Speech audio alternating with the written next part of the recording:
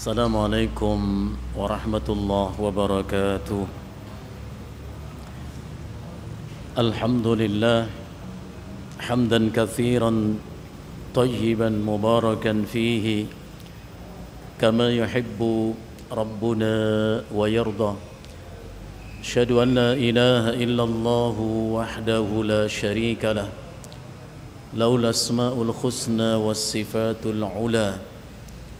وأشهد أن محمدًا عبده ورسوله وحبيبه وأمينه على وحيه أرسله كافة للناس بشيرا ونذيرا وداعيا إلى الله بإذنه وسراجا منيرا. بلغ الرسالة وأدى الأمانة ونصح الأمة وجاهد في الله حق جهاده وعبد ربه حتى أتاه اليقين. صلوات الله وسلامه عليه وعلى آله وأصحابه ومن اهتدى بهديه واستنى بسنته وسار على نهجه إلى يوم الدين. أما بعد، ikhwani fillah, azani Allah wa iyyakum.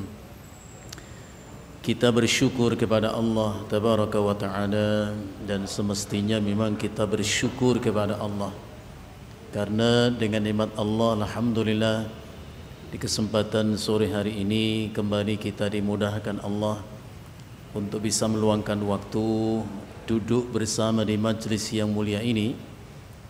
Tentu kita berharap semoga Allah jadikan pertemuan kita ini satu pertemuan yang kita semua mendapatkan limpahan rahmat-Nya, dan perpisahan usai pertemuan ini perpisahan yang kita semua mendapatkan ampunan-Nya. Allahumma ij'al jam'ana hadza jam'an marhuma wa tafarruqana ba'dahu tafarruqan ma'suma. Ikhwani fillah, hari ini kita sampai di hari yang kedua di bulan Februari 2022, tanggal 2 bulan 2 2022. Namun tahukah antum hari ini bertepatan dengan tanggal berapa, bulan apa dalam penanggalan Hijriah? Tanggal berapa sekarang? Bulan apa? Nah, barakallahu fikum. Jangan dilupakan ya nak. Hari ini kita masuk hari yang pertama di bulan Rajab 1443 Hijriyah. Alhamdulillah, binikmatihi tatimmus salihah. Mudah-mudahan Allah Subhanahu wa taala berkahi kita semua ya dengan hadirnya bulan Rajab yang mulia ini. Al-Imam Ahmad dalam kitab musnadnya, hadis yang ke-2346, menyebutkan satu riwayat diterima dari Anas bin Malik radhiyallahu anhu. Anas bin Malik berkata, kana an-nabiy sallallahu alaihi wasallam idza dakhala Rajab, adalah Nabi sallallahu alaihi wasallam ketika datang bulan Rajab, ya, qala Rasulullah sallallahu alaihi wasallam mengucap, Allahumma barik lana fi Rajab wa Sya'ban wa barik lana fi Ramadan. Dalam lain dikatakan wa ballighna Ramadan. Nabi mengucapkan, Allahumma, ya Allah, barik lana fi Rajab, berikanlah keberkahan untuk kami di bulan Rajab ini, wa Sya'ban, dan beri pula keberkahan untuk kami di bulan Sya'ban, seusai bulan Rajab, ya. wa barik lana fi Ramadan, dan berkahi pula untuk kami di bulan Ramadan. Dalam riwayat yang dikatakan wa ballighna Ramadan, dan antarkan kami bertemu dengan Ramadan. Walaupun sanad hadis Imam Ahmad ini ada kelemahan dari sisi sanadnya. Ingat, yang lemah itu adalah sanad, bukan matan. Terhadap hadis seperti ini, Al-Imam Ibnu Katsir mengatakan hadzal haditsu dhaiful isnad wa sahihul makna. Hadis seperti ini memang lemah sanadnya. Silsilah perawi hadis itu ada yang lemah, sehingga derajat hadisnya lemah. Tapi secara makna sahih, nggak ada masalah. Karena kalau kita perhatikan struktur kalimat tadi semuanya benar. Rasul mengucapkan Allahumma barik lana fi Rajab wa Sya'bana wa barik lana fi Ramadan. Benar, nggak ada yang salah kalimat itu. Ya, minta kepada Allah Pak, keberkahan di bulan Rajab, keberkahan di bulan Sya'ban dan Ramadan. Kapanpun kita mengharap berkah dari Allah. Apa itu berkah? Fadilatul Syekh Utsaimin rahimahullah ta'ala mengatakan al-barakatu kathratul khair. Berkah itu artinya melimpahnya kebaikan-kebaikan. Minta kepada Allah dimudahkan kita mendapatkan kebaikan-kebaikan yang banyak, terutama di 3 bulan yang mulia ini. Puncaknya adalah Ramadan nanti gitu ya. Makanya ketika sampai di akhir bulan Sya'ban, jadi habis Rajab kemudian Sya'ban, di hari-hari terakhir bulan Sya'ban, Rasulullah menyampaikan pesan kepada para sahabat. Seraya mengatakan ayyuhan nas qad adhallakum syahrun azim. Ini disampaikan Nabi di ujung hari dari bulan Sya'ban jelang Ramadan.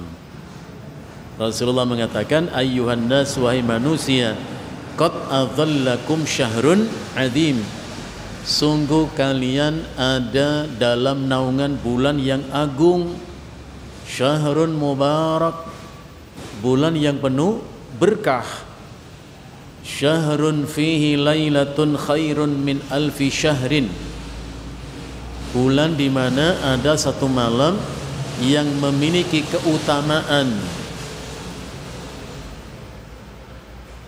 lebih dari 1000 bulan. Artinya malam itu bila kita sedang ibadah, maka ibadah kita itu setara dengan ibadah yang serupa dalam rentang waktu 1000 bulan. Masya Allah.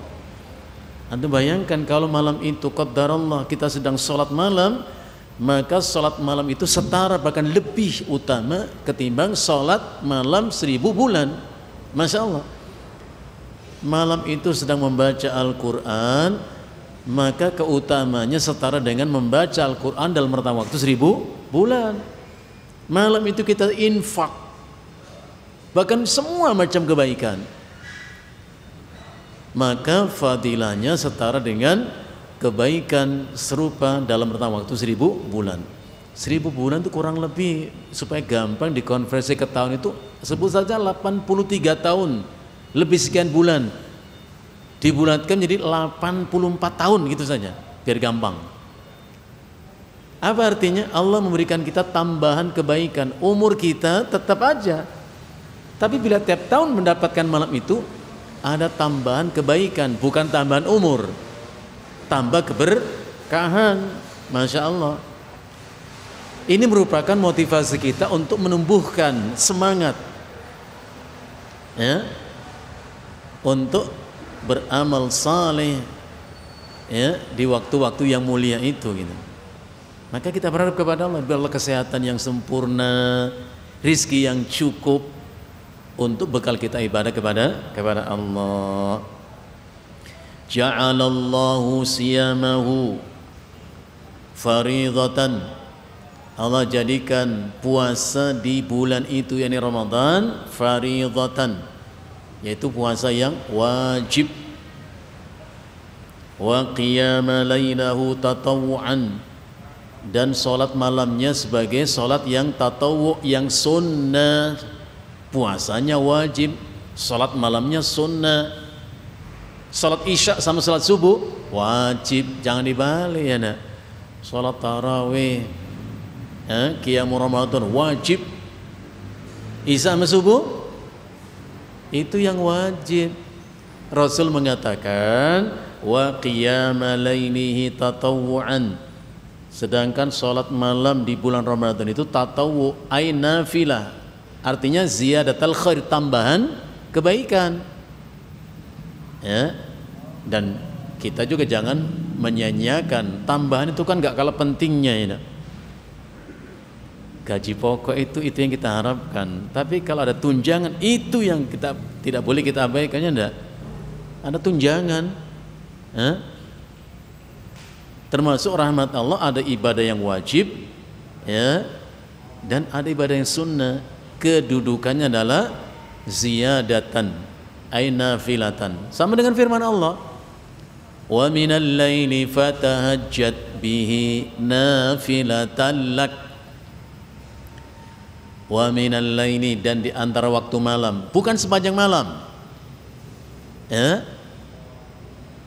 dan di antara waktu malam, dan yang paling utama kata Nabi tentu akhir waktu malam, seperti malam yang terakhir itu lebih utama. Kenapa? Apa jawaban antum? Kenapa? Karena sepertiga malam terakhir itulah Nabi sebut dengan waktun nuzul al-ilahi, waktu di mana Allah turun. Ada satu hadis yang sahih yang disebut ulama dengan istilah hadis nuzul al-ilahi. Hadis yang menjelaskan tentang turunnya Allah Jalla wa'ala. Hadis itu dikeluarkan Imam Muslim dalam kitab sahihnya. Nabi SAW bersabda, yanzilu Rabbuna tabaraka wa ta'ala kulla laylatin. Rabb kita Allah Jalla wa'ala turun setiap malam. Kemana? Ilas sama'id dunya, ke langit dunia. Kulla layla, setiap malam. Sepanjang malam? Tidak. Rasul mengatakan apa?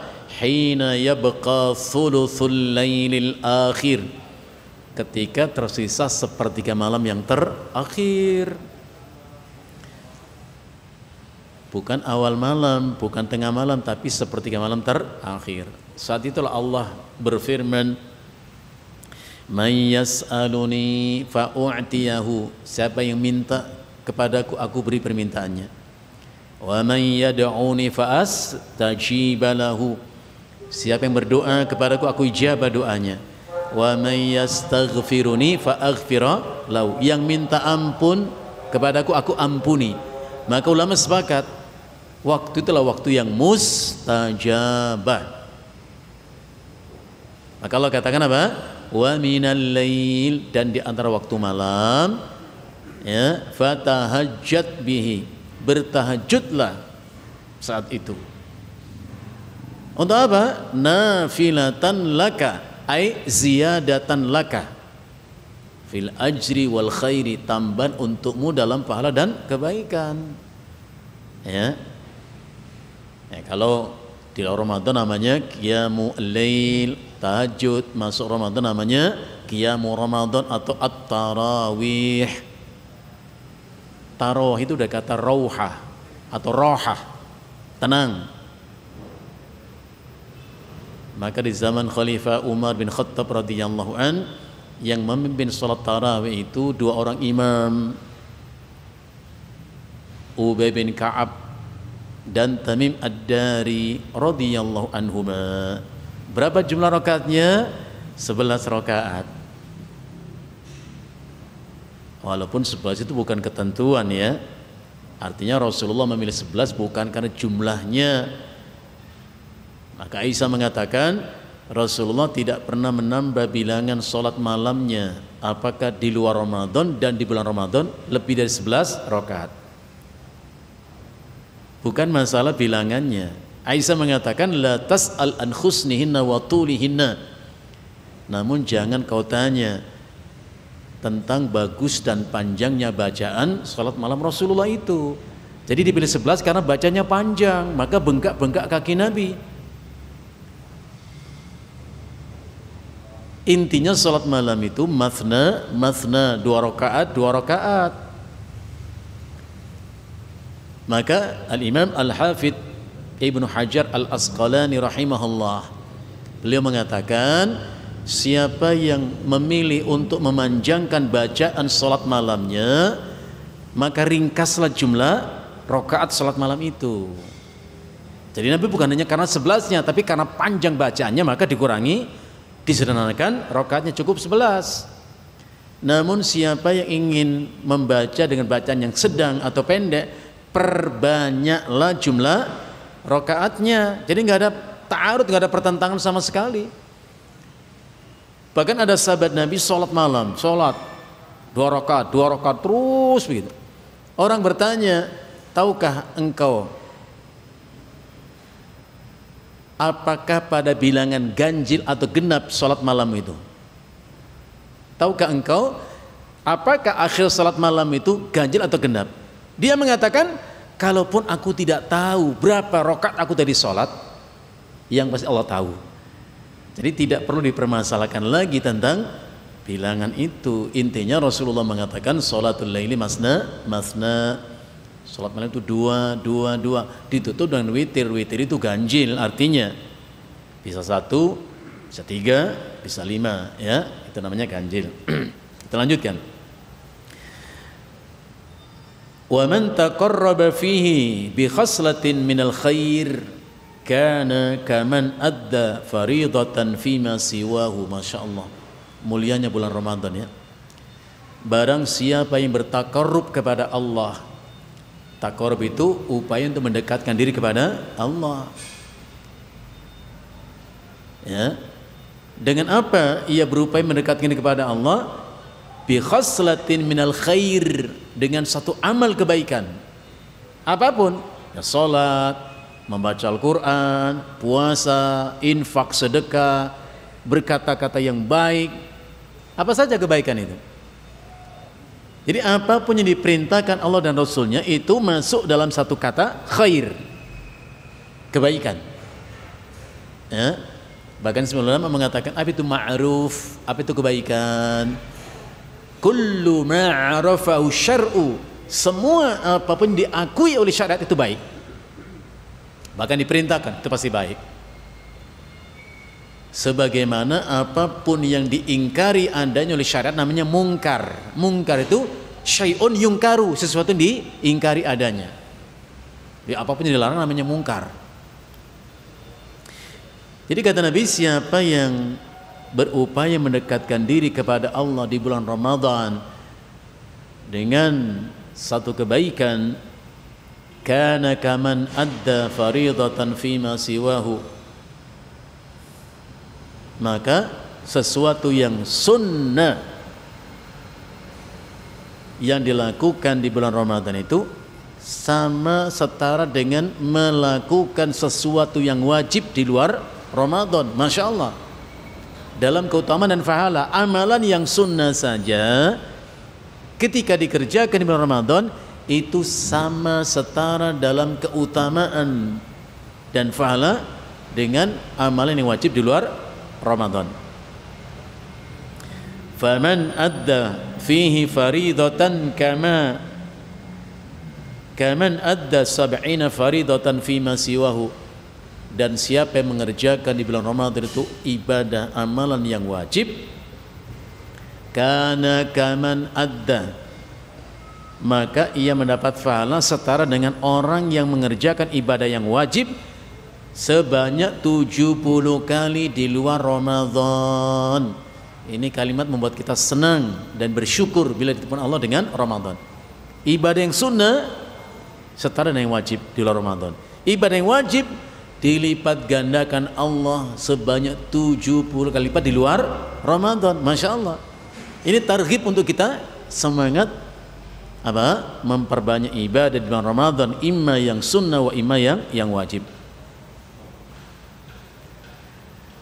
wa huwa syahrus sabri, dan Ramadan merupakan bulan yang menuntut kesabaran. Was-sabru thawabuhul jannah, dan sabar itu balasannya adalah surga. Anda masih ingat seorang wanita ya enggak, yang datang mengeluh kepada Nabi sallallahu alaihi wasallam, ya Rasulullah, inni usra'u wa inni atakasyafu. Ya Rasulullah, aku ditakdirkan Allah mengidap suatu penyakit yang bila sakit itu datang, aku pun tersungkur, tidak sadarkan diri, bahkan tersingkaplah pakaian yang kukenakan hingga nampak auratku ya Rasulullah. Apa permintaan dia? Fada'ullaha li, maka doakan untuk kesembuhanku ya Rasulullah. Mintalah kepada Allah agar menyembuhkan penyakitku ini. Salah? Tidak salah. Ya, orang sakit minta didoakan sembuh kan wajar ya. Namun ada pelajaran menarik yang bisa kita ambil dari peristiwa itu. Rasulullah mengatakan bahwa wanita itu apa? In sabarti walakil jannah, kalau engkau sabar atas takdir Allah berupa penyakit yang kau idap itu, walakil jannah, untukmu surga. Ini contoh. Jadi bukan hanya orang yang sakit itu, semua bentuk kesabaran atas takdir Allah, maka balanya adalah surga. Cukup firman Allah yang membuat kita gembira hati. Kalaupun Allah takdirkan sesuatu yang tidak berkenan di hati kita, tidak nyaman bagi kita, Allah berfirman, innama yuwaffas sabiruna ajran bighairi hisab. Sesungguhnya disempurnakan Allah pahala orang sabar tanpa perhitungan. Sebegitu banyaknya. Ya. Perempuan tadi mengatakan, doakan aku ya Rasul agar aku sembuh. Nabi mengatakan, in sabarti walakil jannah, kau sabar untuk surga. Wa in syi'ti da'autullaha ayyu'afiyaki, namun kalau kau mau, tidak mengapa, aku akan mendoakan kesembuhan dan Allah sembuhkan. Jadi Nabi beri pilihan, sabar untuk surga atau aku doakan sembuh dan Allah sembuhkan. Kalau kita kira-kira pilih yang mana? Kita harus belajar mengambil ibrah dari hadis seperti ini. Kalau kita gitu ditakdir Allah sakit seperti itu, antum pilih yang mana? Sabar dengan yang ada atau sembuh? Yang mana? Jadi kita harus bisa berinteraksi dengan hadis seperti ini, harus belajar, ambil pelajaran, menunjukkan betapa hebatnya sabar. Perempuan itu menjawab, asbiru ya Rasulullah, aku memilih sabar saja ya Rasulullah. Apa artinya? Kita harus belajar mengucapkan saya sabar, saya sabar, saya meski sabar, saya harus sabar. Karena hidup memang tidak selalu sejalan dengan keinginan kita kan? Hidup ini tidak selalu sesuai dengan harapan kita kan? Kadang kita inginkan, kita dambakan, tidak kunjung mampu kita mendapatkan sesuatu kita inginkan itu, kita dambakan itu. Justru yang kita khawatirkan itu menjadi kenyataan. Kenapa? Karena memang kita harus sadar, hidup ini memang ujian, bukan pilihan. Kita nggak bisa memilih mau kaya atau miskin. Loh, kalau boleh milih, menjadi orang kaya dong. Sehat atau sakit? Kalau boleh memilih, sehat dong, lebih enak, ya enggak? Hidup bukan pilihan seperti itu. Walakin yatakasyafu, tapi bagaimana ya Rasulullah? Kalau sakit itu datang, aku tersungkur, tidak sadarkan diri. Fad'ullaha alla atakasyaf. Permintaannya itu. Kalau begitu doakanlah, wahai Rasulullah, agar bila pun aku jatuh tidak sadarkan diri dengan sakitku itu, tidak sampai tersingkap pakaian yang kukenakan sehingga nampak auratku. Maka Rasulullah doakan apa? Untuk tidak tersingkap pakaiannya, bukan untuk kesembuhannya. Masya Allah. Makanya benar Rasulullah ingatkan kita, ma'u'tiya abdun ata'an khairan wa awsa'ala minas sabri. Tidak ada suatu pemberian apapun yang Allah berikan kepada seseorang yang itu lebih baik baginya lebih luas untuknya mendapatkan kebaikan selain sifat sabar. Selain sifat sabar, Masya Allah. Makanya Allah ulang-ulang kata sabar itu dalam Al-Quran berapa kali? 90 kali Allah ulang kata sabar dalam Al-Quran. Menunjukkan apa? Mulianya sifat itu. Dan Ramadan mendidik kita menjadi orang yang sabar. Mendidik kita menjadi orang yang sabar. Karena Rasul mengatakan, ya, wa huwa syahrus sabri. Ramadan adalah bulan yang mengajarkan kita untuk sabar. Was-sabru thawabuhul jannah. Dan sabar itu pahalanya adalah surga. Wa syahrul muwasat. Bulan di mana kita merasa sama satu dengan yang lainnya. Ya. Makanya antum perhatikan kalau Ramadan itu sifat iba, sifat sayang, belas kasih itu muncul luar biasa, ya enggak? Ada iftar jama'i, ada pembagian iftar di jalan, di gerbang tol, ada nanti sahur on the road, ya. Nyari orang mau puasa dikasih sahur, dikasih buka puasa, Masya Allah. Jadi sifat dermawan itu berbagi itu luar biasa. Itu Ramadan. Walaupun sebenarnya sedekah jangan hanya bulan Ramadan, ya enggak. Karena orang tetap butuh makan walaupun enggak bulan Ramadan. Syahrun yazdadu fihi rizqul mu'min. Ramadan merupakan bulan apa? Ditambah rizki orang yang beriman. Itu hadis, ya. Dan ternyata betul, ya. Antum bisa merasakan kan? Udah terima gaji bulan itu tambah THR lagi, ya enggak? Tunjangan hari raya. Kalau nggak ada Ramadan, ada nggak hari raya itu? Nggak ada, ya antum, ya. Ternyata betul lah di sini, ya. Yazdadu fi rizqul mu'min. Ya. Ditambah rizki orang beriman di bulan Ramadan. Man fattara fihi sha'iman kana maghfiratan li dzambi. Siapa yang memberikan iftar, buka puasa bagi orang yang berpuasa, kana maghfiratan li dzanbihi, maka itu menjadi penghapus dosa-dosanya. Wa idqa raqabatihi minan nar, penebusnya dari azab neraka.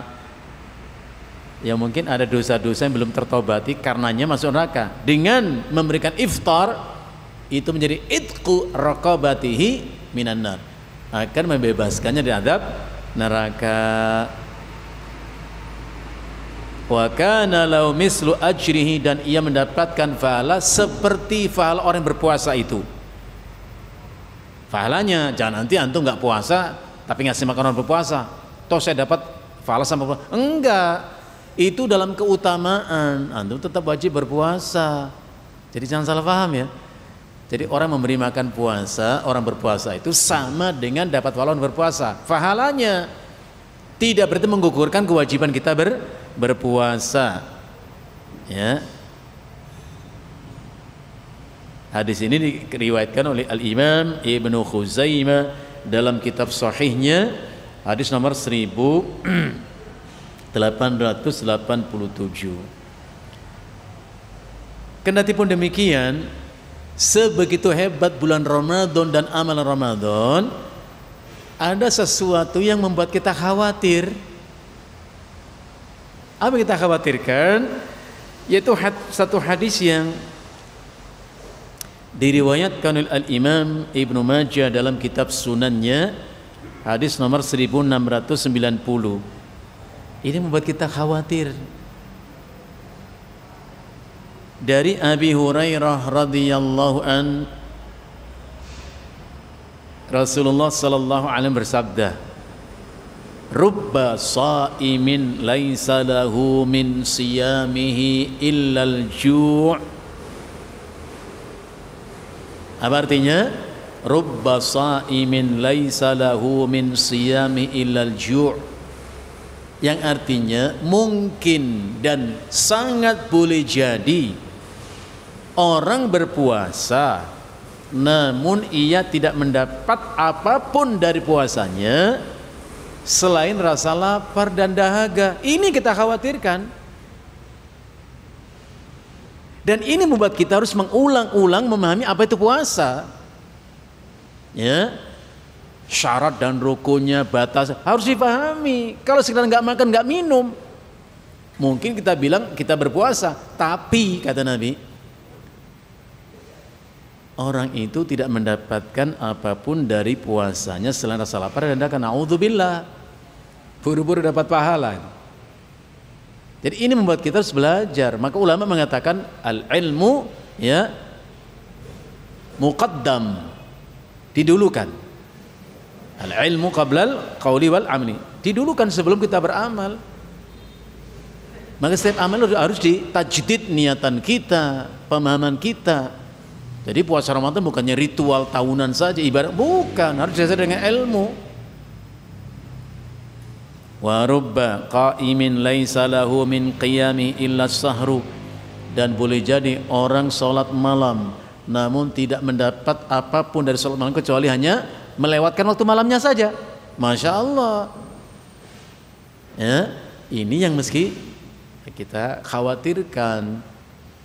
Maka berangkat dari sinilah kenapa kita perlu membahas kembali hal-hal yang berkaitan dengan puasa ini, supaya mengingatkan kita ya, bukan hanya semangat untuk berpuasa, enggak, harus didasari dengan ilmu.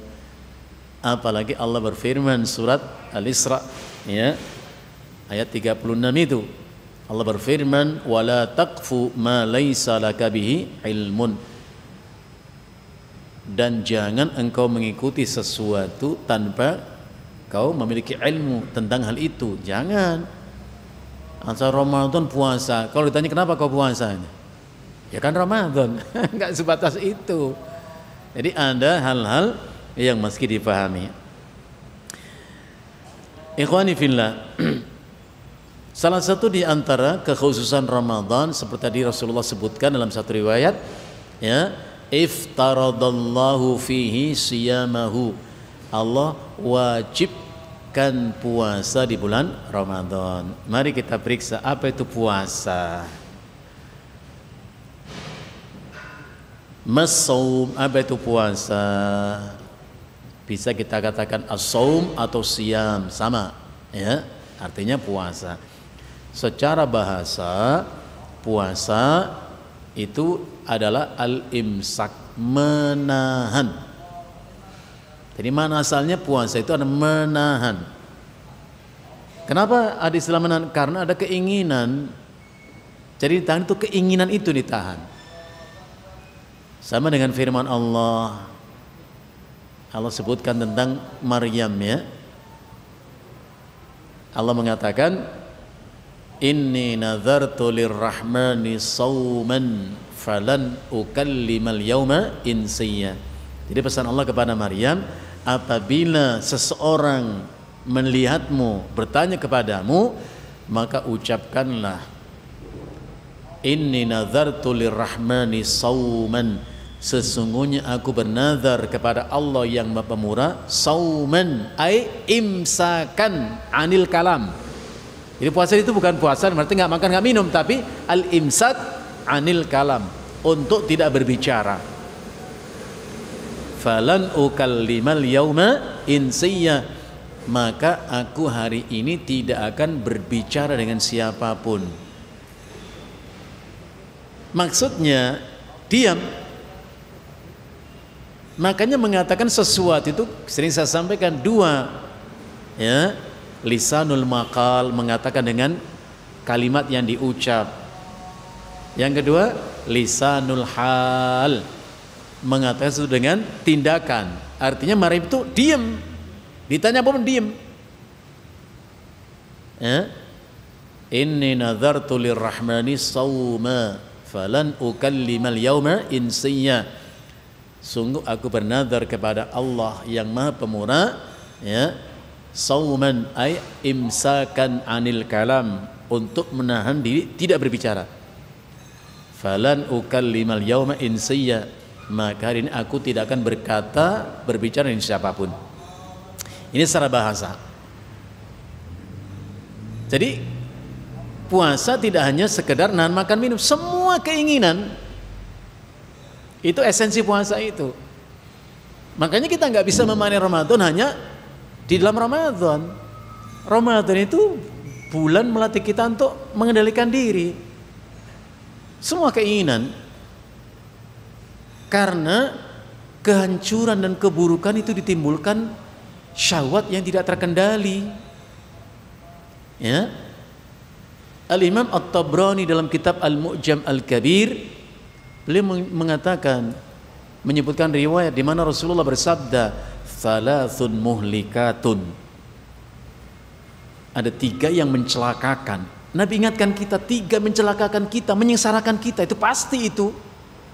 Karena Rasul nggak bicara dengan hawa, tapi dengan wahyu. Apa yang mencelakakan 3 itu? Pertama, hawan muttaba', keinginan yang selalu diikuti.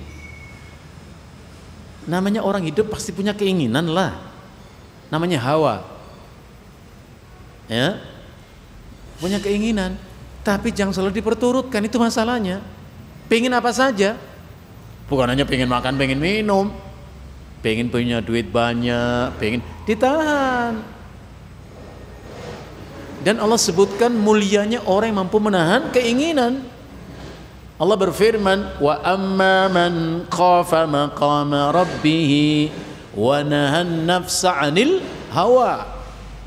Dan adapun orang-orang yang takut akan satu hari ia berdiri di depan Allah Rabbnya, seperti perkataan Imam Ibnu Katsir, khafa maqama rabbi itu artinya khafal qiyama baina yaday rabbih, yaitu merasa takut akan suatu hari nanti di mana ia berdiri menghadap Allah untuk mempertanggungjawabkan amal-amalnya. Dan kita yakin itu, ya. Bahkan dalam surat Maryam 95 Allah berfirman, wa kulluhum atir rahmani farda. Setiap mereka itu nanti, setiap manusia atir rahman akan menghadap Allah yang Maha Pemurah farda, satu-satu. Bahkan Nabi kita sallallahu alaihi wasallam mengatakan, ma minkum illa sayukallimuhu rabbuhu. Tidak seorang pun di antara kalian melainkan akan ditanya langsung, diajak berbicara langsung oleh Allah di akhirat nanti. Wa laisa bainahu wa bainahu turjumanu. Tidak ada antara ia dan Allah itu penterjemah, pengantar, pembela, tidak ada. Ini maksud firman Allah, wa amma man khafa maqama rabbi. Takut kepada Allah. Di hari itu nanti ditanya langsung oleh Allah, ata'rifu dzamba kada wa kada wa kada. Kamu masih ingat enggak dosa ini yang ini? Masya Allah. Artinya semua amal kita harus dipertanggungjawabkan di depan Allah. Lah, ketika rasa takut itu sudah ada di hati kita hari ini, apa implikasinya, apa dampak positifnya? Wa nahan nafsa 'anil hawa. Dan ia pun menahan nafsu dari keinginannya. Jadi enggak semua diinginkan diturutkan, tidak. Bahkan Rasulullah nasihati kita, ya, wa ajmi'il ya'sa mimma fi aidin nas. Tahanlah dirimu dari keinginan untuk memiliki apa yang dimiliki manusia. Enggak semua orang punya, kita meski punya, enggak. Kalau ingin mah biasa, tapi enggak selalu harus gitu. Kalau semua keinginan diperturutkan pasti celaka, kata Nabi. Kendalikan, dan puasa mendidik kita itu. Habsun nafs, menahan diri. Yang kedua yang mencelakakan apa? Syukhun muta', sifat kikir yang ditaati. Itu celaka. Jangan berpikir saya kikir saya beruntung, rugi malahan. Coba tengok surat Al-Hasyr ayat yang ke-9. Ujung ayat itu Allah mengatakan, wa may yuqa syukha nafsihi fa ulaika humul muflihun. Barang siapa yang dijauhkan, dijaga oleh, dilindungi Allah dari sifat kikirnya, maka mereka itu orang yang beruntung. Jadi keberuntungan kalau tidak kikir, jangan dibalik. Yang tidak punya sifat kikir itulah yang beruntung. Yang ketiga mencelakakan, kata Nabi apa? Wa i'jabur rajuli bi nafsihi, yaitu rasa kagum seseorang terhadap dirinya sendiri. Hati-hati, jangan tertipu dengan diri kita. Maghrur, tertipu. Banyak membuat kita tertipu. Kesempurnaan fisik kita, ketampanan rupa, harta yang melimpah yang kita punya, rumah. Hati-hati, jangan tertipu, jangan kagum, jangan menepuk dada. Harusnya bersyukur kepada Allah kalaupun diberi Allah rizki, nikmat. Jadi jangan tertipu. Termasuk jangan tertipu dengan pujian. Antum dipuji orang, hati-hati, itu menggelincirkan, itu licin. Karena dipuji itu artinya disebutkan apa? Kebaikan kita. Dan itu terasa sedap, lezat dalam hati kita, ya enggak? Di telinga pun enak kedengarannya, dipuji itu, ya enggak? Maka Imam Ibnu Qudamah rahimahullah di dalam kitab Mukhtasar Minhajil Qasidin, beliau mengatakan, dan itu sudah lewat bahasan kita ya. Kalau lewat itu antum lewatin juga atau masih ingat? Ini masalahnya ya. Ngaji kita sudah jauh banget ya bab itu ya. Takutnya nanti dengan lewatnya bahasan itu lewat pula ingatan kita ya enggak? Atau ingat baik-baik, itu ilmu. Beliau mengatakan, kalau ada seseorang memujimu, menyebutkan kebaikan-kebaikanmu, fandur ila nafsik, tengoklah dirimu. Ada enggak memang dalam dirimu itu sifat-sifat mulia yang pantas dipuji kau dengannya? Misalnya kita dibilang, antum ini orangnya sabar, Masya Allah, antum sabar ya. Tengok diri, saya dibilang sabar. Oh iya, memang saya sabar. Andai engkau merasa senang dengan sifat sabarmu itu, bersyukurlah kepada Allah. Jadi yang membuatmu senang itu Allah memberi sifat sabar, bukan karena pujian orang itu. Bukan pujian orang itu. Bersyukur karena diberi Allah sifat sabar, sifat dermawan, sifat kelembutan di hati gitu. Bersyukur kepada Allah sehingga orang yang merasakan apa? Dampak baik sifat mulia kita itu, bukan karena pujian orang itu gitu. Sebaliknya kalau kita periksa ternyata tidak ada sifat-sifat mulia disebut kita dengannya itu, andai pun kau merasa senang juga dengan pujian yang tidak pantas itu disematkan untukmu, fa farakhuka bil madhi ghayatal jununi, maka senangmu dengan pujian itu menunjukkan sempurnalah kegilaanmu. Kau gila sempurna, dipuji dengan sifat yang baik gak ada pada diri kita, kok senang? Masya Allah. Jadi jangan tertipu dengan diri kita sendiri ya. Maka ikhlas itu apabila adanya sama rasa antara pujian dan cacian ya. Orang ikhlas itu adalah istiwaul madhi wadzammi, sama rasa antara ketika dipuji dan dicela. Itulah ikhlas. Kalau masih ngarepin pujian ya berarti kita menyesuaikan diri, ucapan, perbuatan dengan orang yang mau supaya mereka memuji kita. Masya Allah. Jadi puasa itu menahan, karena banyak kita punya keinginan. Repotnya keinginan kita itu banyak nggak baik, itu masalahnya. Maka Ramadan mendidik kita dikendalikan keinginan itu. Subhanallah. Makan minum yang semula hukumnya itu mubah dan halal, bahkan Allah perintah kita makan minum, ya enggak? Ya bani Adam khudhu zinatakum inda kulli masjid. Hai Bani Adam, hai anak cucu Adam, kenakanlah pakaian yang bagus ketika ke masjid. Jadi kalau ke masjid pakai pakaian yang pantas untuk ibadah kepada Allah. Allah kemudian mengatakan apa? Wa kulu washrabu, dan makan minumlah. Perintah. Jadi kalau kita nggak mau makan minum dan mati, itu dosa besar kita ini. Karena Allah jadikan makan minum sebagai apa? Qawam al-hayat al-bashariyah. Makan minum sebagai qawam al-hayat al-bashariyah, penopang kehidupan manusia. Praktis, nggak ada orang bisa hidup tanpa makan minum. Maka Allah perintah kita makan minum. Tapi Allah katakan walatus rifu, jangan berlebihan. Karena makan berlebihan justru menjadi fatal akibatnya. Bermacam-macam penyakit pun pemicunya adalah pola makan yang salah.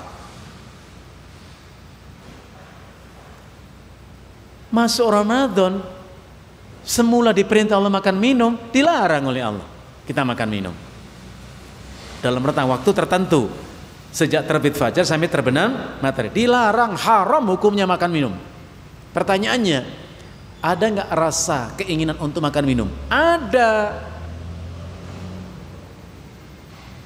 Punya makan minuman? Punya. Bisa beli makan minum? Bisa beli, punya uang kita. Kenapa nggak kau lakukan? Kenapa kita nggak lakukan itu? Kita mengatakan inni sha'im, karena aku sedang berpuasa, mengamalkan perintah Allah. Indah bukan puasa itu? Indahnya luar biasa. Jadi semua syahwat keinginan dikendalikan dengan puasa itu, nggak dilepas. Adapun secara istilahan, yang dimaksud dengan puasa di sini adalah al-imsaku 'anil muftirati, yaitu menahan diri dari segala macam bentuk pembatal puasa.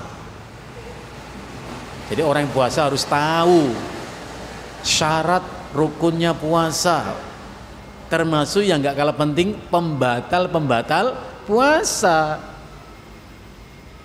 Jangan kita nggak sadar ternyata puasa kita udah batal dengan perbuatan kita.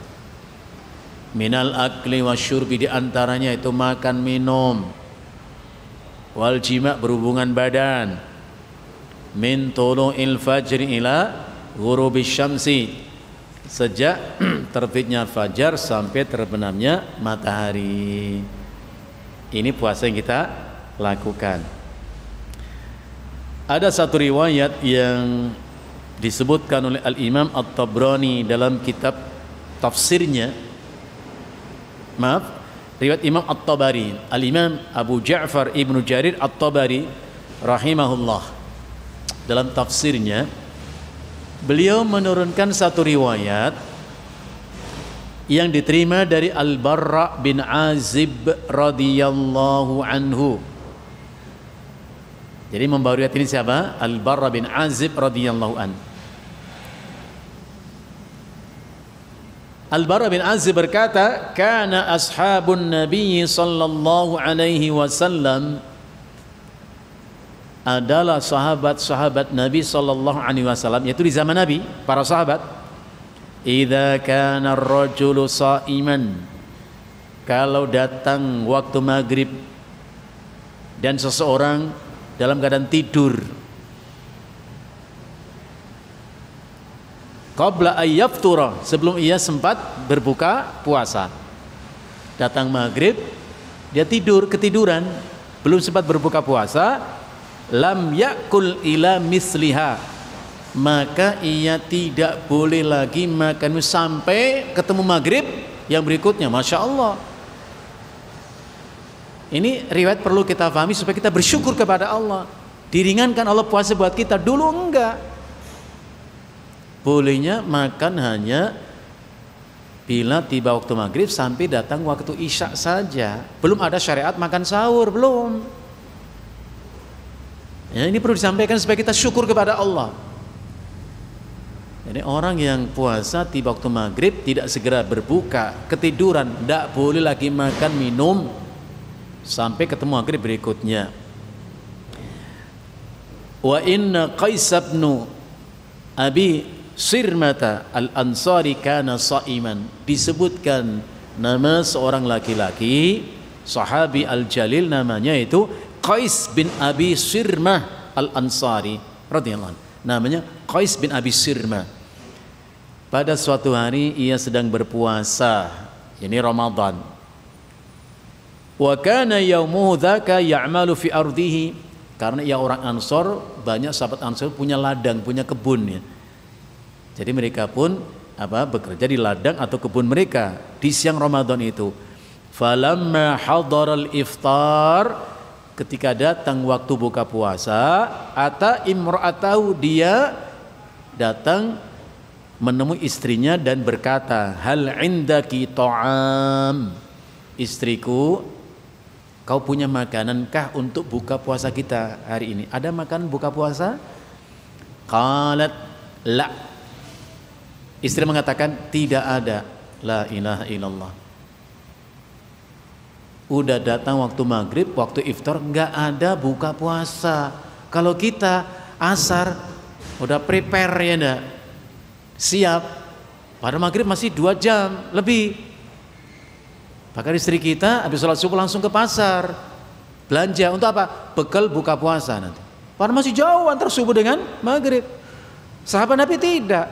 Pertanyaan kita, kenapa masalahnya? Coba antum cari jawab. Kenapa? Sahabiyah al-Jalilah, istri Qais bin Sirma, datang waktu buka puasa, nggak ada makanan. Kenapa? Karena sahabat Nabi melihat Ramadan itu bulan ibadah, maka konsentrasinya adalah ibadah. Kalau kita kan tidak, ya di samping Ramadan bulan ibadah, ya wisata kuliner lah, banyak penjajah makanan dadakan, ya enggak? Dadakan. Oh, kalau antum pulang jam segini nanti Ramadan itu, ya enggak? Kan pulang lebih awal yang kita nih. Itu di pinggir jalan banyak orang jual takjil macam-macam itu. Dan senang menikmati ya, milih-milih menu. Bahkan banyak dibeli macam-macam makanan itu, minuman itu. Padahal ketika datang maghrib nggak termakan semua itu makanan itu. Itulah nafsu gitu. Sahabat dulu enggak. Datang waktu iftar tidak ada makanan. Marah suaminya, ya enggak, namanya bulan sabar kok. Kalau Ramadan masih enggak sabar, bulan apa yang membuat kita bisa sabar? Ya enggak? Hah? Kita belajar di Ramadan, ayo sabar. Masuk Ramadan ditingkatkan intensitas kesabaran. Enggak bisa membayangkan saya kerja di ladang, lapar, puasa. Datang maghrib enggak ada puasa, enggak ada buka puasa, kayak apa itu? Kalau kita coba antum renungkan, kalau kita gimana kira-kira? Hah? Ngapain aja itu istri ya? Dikasih duit belanja, bukannya siap-siap untuk buka puasa, udah masuk maghrib, pasti begitu ya kita. Terus gimana sabarnya kita coba? Jadi yang kita canangkan sekarang, Ramadan masuk, kita akan gembleng untuk meningkatkan intensitas kesabaran. Istri Qais bin Sirma berkata, lakinni antaliku fa'atlubu lak. Tapi tidak mengapa, tolong tunggu sebentar, aku pergi untuk mencari makanan minuman untuk buka puasa. Tunggu ya sebentar. Allah, udah maghrib baru pergi ya. Karena menunggu istrinya kembali mencari makanan tadi, faghalabathu ainuhu fanama. Ia ketiduran karena lama nunggu istrinya pulang mencari makanan, ketiduran. Ghalabat ainu itu matanya nggak sanggup untuk dibuka, udah terpejam itu, dan tidur. Maklum seharian bekerja di ladang, letih lelah dia. Faja'at imra'atuhu, datanglah istrinya membawa makanan minuman untuknya berbuka puasa. Falamma ra'athu na'iman, ketika istri melihat suaminya tertidur, qalat, dia berteriak, khaybatan lak animta. Wah, celaka kamu, rugi kamu udah tidur, kamu gak boleh makan lagi. Ada makanan minuman, tapi kalau sudah tidur dia gak boleh makan minum. Ini awal-awal syariat puasa. Wih, beratnya ya. Kalau kita bangun langsung nyantap makan, gak boleh lagi makan karena kau sudah tidur. Kata istrinya, falamma intasafan nahar, keesokan harinya belum ada syarat sahur ya nak? Pagi hari kembali ke ladang, bekerja di ladang. Falamma intasafan nahar, ketika sampai tengah hari, husya alaihi, didapati ia pingsan tidak sadarkan diri. Pingsan dia, kelaparan dia. Qais itu pingsan di ladangnya itu. Diceritakan hal itu kepada Nabi Sallallahu Alaihi Wasallam. maka diturunkan Allah firman-Nya surat Al-Baqarah 187 itu. Ini asbab nuzulnya. Menarik untuk kita pahami supaya bersyukur kepada Allah. Turun ayat ini. Sebabnya ya peristiwa tadi. Allah berfirman, A'udzubillahi minasyaitonir rajim. Uhilla lakum lailatas siyamir rafathu ila nisaikum. Uhilla lakum, dihalalkan, dibolehkan untuk kalian lailatas siyam, malam Ramadan, bukan naharus siyam, bukan, di malam bulan Ramadan. Ar-rafathu, Ibnu Abbas mengatakan rafath artinya jima, berkumpul dengan istri di malam Ramadan itu. Hunna libasul lakum, istri-istrimu adalah pakaian-pakaian bagimu. Wa antum libasul lahunna, dan kalian pun pakaian bagi istri kalian. Alimallahu annakum kuntum takhtanuna anfusakum, dan sungguh Allah mengetahui kalian mengkhianati diri kalian sendiri. Artinya nggak bisa mengendalikan diri manusia itu, ya, terhadap keinginannya. Fataba alaikum wa afa ankum, maka Allah ampuni kalian, Allah maafkan kalian. Fal ana, maka sekarang setelah turunnya ayat ini, bashiruhunna, al-amru bil mubasyarah, perintah untuk campur sama istri. Maka Imam Abu Hanifah mengatakan berdasarkan ayat seperti ini, seorang suami wajib mendatangi istrinya minimal sekali semasa suci istri itu. Misalnya istri haid, nggak boleh menggauli dia. Dia suci, dia bersih dari haidnya. Sampai haid lagi, kalau suami nggak pulang nggak ketemu istri, dosa itu suami itu. Minimal sekali. Mengamalkan firman Allah, fal ana bashirhunna, itu perintah. Kalau masa haid ketemu haid lagi, suami nggak pulang dosa. Kecuali udur syar'i, ya, antum ditugaskan perusahaan keluar daerah untuk satu tugas, nggak masalah. Syukur-syukur bawa istri kan, gitu kan, lebih bagus itu. Nggak usah Ustaz, nyari sono aja. Loh, nyari di sono aja gimana ceritanya? Bawa istri itu. Antum perhatikan, Rasulullah kalau mau bepergian, karena istrinya lebih dari satu, gak bisa dibawa semua. Gimana caranya? Diundi siapa yang keluar, nah diajak. Karena istri lebih dari satu, antum cuma satu, gak usah diundi, tinggal diajak saja, udah siap berangkat kok. Tega banget antum pergi tanpa mengajak istri. Mengajak istri itu min bab husnil muasyarah, termasuk berperilaku baik kepada istri. Apalagi dapat fasilitas perusahaan. Berangkat sendiri saya ini, ya enggak lah sama istri. Alhamdulillah, tiketnya 2, akomodasinya 2, seneng lah. Maka jujur lah antum ya sama istrinya. Nah, insya Allah pekan depan aku dapat tugas dari kantor ini, keluar daerah, ikut yuk. Ada fasilitas dari perusahaan, pasti seneng istri Pak, pasti seneng itu. Ya enggak? Nabi yang istrinya lebih dari satu diundi karena nggak bisa dibawa semua. Antum cuma satu nggak ke bawah, nggak usah diundi, apanya diundi, cuma satu-satunya, just one and only, satu-satunya, ya nggak ada duanya, tinggal diajak saja gitu. Wa kulu washrabu, Allah kemudian mengatakan dan makanlah minumlah. Boleh akhirnya malam Ramadan boleh makan, boleh minum. Awalnya kan dilarang. Sampai isya saja itu. Wa kulu washrabu. Waw itu ataf. Berarti al-ana kulu. Nah, sekarang dengan turunnya ayat ini, malam Ramadan boleh makan. Enak ya. Habis maghrib kita iftar ya, takjil, berbuka puasa, enggak terlalu banyak. Habis salat tarawih tambah lagi. Alhamdulillah, dulu enggak boleh begitu. Wa kulu washrabu, makanlah minumlah, yakni malam Ramadan itu, hatta yatabayyana lakumul khaitul abyadu minal khaitil aswadi minal fajri, sampai nampak jelas bagi kalian al khaitul abyadhu minal khaitil aswadi minal fajri, yaitu benang yang hitam dari benang yang putih, minal fajar, yaitu terbitnya fajar. Itu nampak jelas bedanya syawadud dhalami wa diya'i an-nahari, ya. Nampak jelas gelapnya waktu malam dengan apa? Terangnya waktu siang. Jadi siang itu diawali dengan apa? Terbitnya fajar, bukan terbit matahari, ya.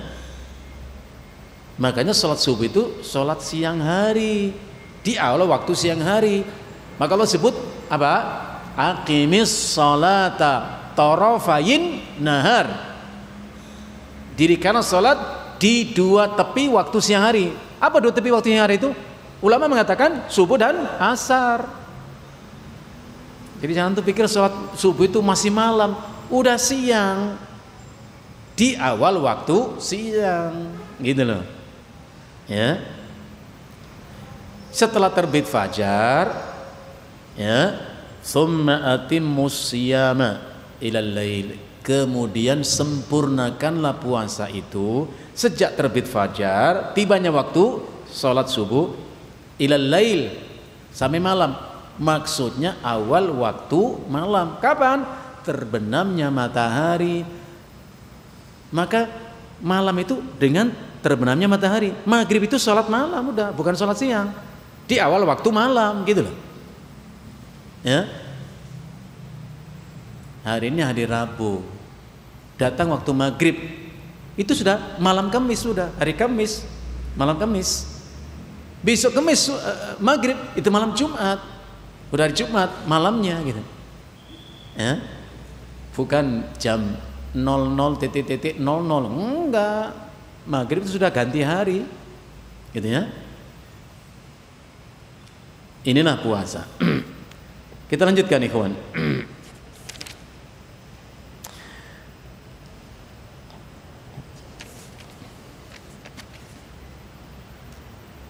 Apa keutamaan dengan ibadah yang satu ini, ya? Banyak ayat dan hadis menjelaskan keutamaan puasa. Puasanya, ya, bicara puasa itu. Al-Imam Ahmad dalam musnadnya, Imam Muslim dalam sahihnya, Imam Nasai dalam kitab sunannya menyebutkan satu riwayat dari Abi Hurairah radhiyallahu an, anna Rasulullah sallallahu alaihi wasallam qala, dari Abu Hurairah diterima hadis ini, di mana Rasulullah bersabda, qala Allah azza wa jalla, Allah azza wa jalla berfirman, kullu amali ibni adama lahu illa siyamu fa innahu li wa ana ajzi bih. Allah berfirman, kullu amali ibni adama lahu, semua amal-amal manusia itu miliknya. Lahu itu lil istihqaq, untuk kepemilikan, milik. Dan memang itu faktanya.